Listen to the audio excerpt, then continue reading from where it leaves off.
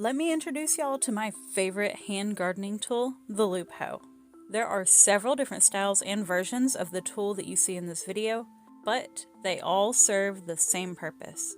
This particular one in the video is probably my favorite because you can get so close to the base of a plant with incredible precision, something you can't do with the very similar miniature stirrup hoe, and something you really can't do with a full-sized hoe, cultivator, or a tiller.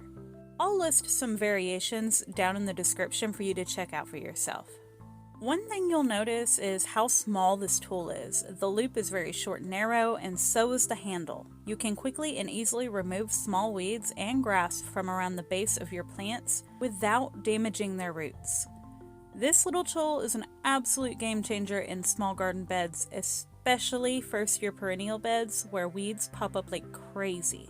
It gets between plants easily and is incredibly light, so you can easily adjust the pressure that you use, being more careful around stems and small seedlings.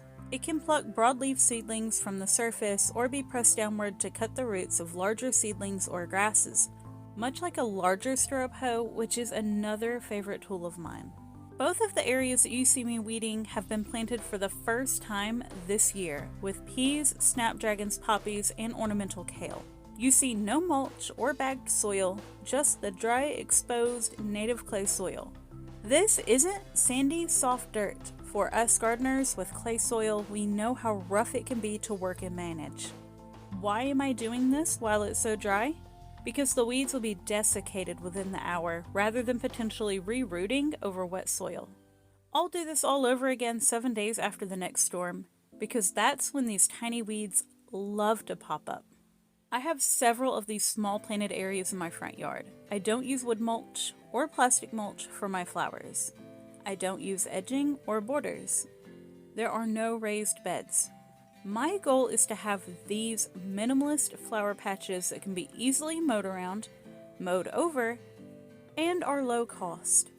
Therefore, I get a ton of tiny weeds and I have to stay on top of it early in the season. Once the plants mature, I tend to let them fend for themselves. Maybe take my hand scythe to the edges, where the grass likes to encroach. If you don't have one of these tools, do yourself a favor and add it to your arsenal this year. I promise you, it's going to be one of your favorite tools, especially if you do not use mulch in the garden.